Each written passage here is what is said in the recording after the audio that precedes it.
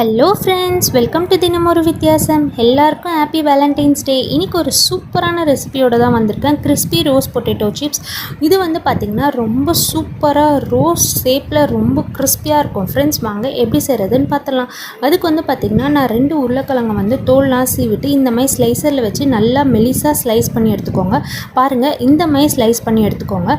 இப்போ வந்து பார்த்திங்கன்னா ஒரு பவுல் ஃபுல்லாக நார்மல் வாட்டர் எடுத்துகிட்டு நம்ம ஸ்லைஸ் பண்ணி வச்சுருக்க பொட்டேட்டோஸ் எல்லாத்தையும் அதில் போட்டு சேர்த்துக்கலாம். பாருங்கள், இந்த மாதிரி நம்ம பெண்ட் பண்ணோன்னா கொஞ்சம் ஹார்டாக இருக்கும். அது வந்து நல்லா ஃபிக்ஸபிள் ஆகிறதுக்கு தான் இந்த டிப்ஸு. இப்போ வந்து நம்ம வந்து கட் பண்ணி வச்சுருக்க பொட்டேட்டோஸ் எல்லாத்தையும் இந்த பவுலில் சேர்த்துட்டு அதில் வந்து பார்த்திங்கன்னா ஒரு 1/2 ஸ்பூன் சால்ட்டு சேர்த்து நல்லா மிக்ஸ் பண்ணிவிட்டு ஒரு 1/2 hour வந்து மூடி போட்டு வச்சுடுவோங்க. இது வந்து கண்டிப்பாக ஒரு 1/2 hour ஊறணும். இப்போ 1/2 hour கழிச்சு ஓப்பன் பண்ணி பாருங்கள். அந்த பொட்டேட்டோஸ் எல்லாமே வந்து பார்த்திங்கன்னா நல்லா ஃபிக்ஸபிளாக இருக்கும், உடையாமல் நல்லா ஃபிக்ஸபிளாக இருக்கும்.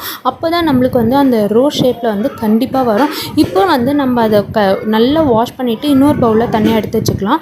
அதை வந்து திரும்பி ஒரு ஃபில்டர் வச்சு நல்லா ஃபில்டர் பண்ணிவிட்டு ஐஸ் வாட்டரில் வந்து வாஷ் பண்ணி எடுத்துக்கோங்க. இப்போ அதுக்கான கோட்டிங் வந்து பார்த்திங்கன்னா ஒரு 1/2 cup அளவு கார்ன்ஃப்ளவர் எடுத்துக்கோங்க. இது கூடவே வந்து பார்த்திங்கன்னா 1 ஸ்பூன் வந்து அரிசி மாவு சேர்த்துக்கலாம். இப்போ வந்து அதுக்கு தேவையான காரத்துக்கு ஏற்ப ஒரு 1/2 ஸ்பூன் வந்து சில்லி ஃப்ளேக்ஸ் சேர்த்துருக்கேன். 1/2 ஸ்பூன் வந்து பெப்பர் தூள். இப்போ இது எல்லாத்தையும் நல்லா மிக்ஸ் பண்ணிக்கலாம்.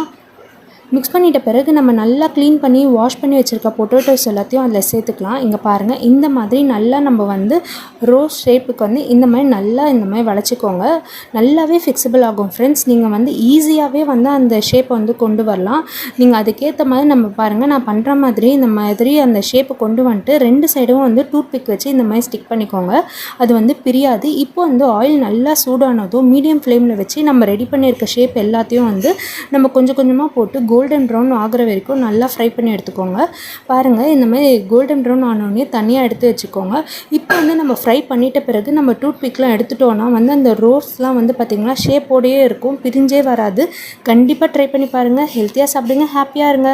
உங்களோட ஃபேவரட்டான பர்சனுக்கு இந்த மாதிரி செஞ்சு கொடுங்க. தேங்க்ஸ் ஃபார் வாட்சிங். பாய்.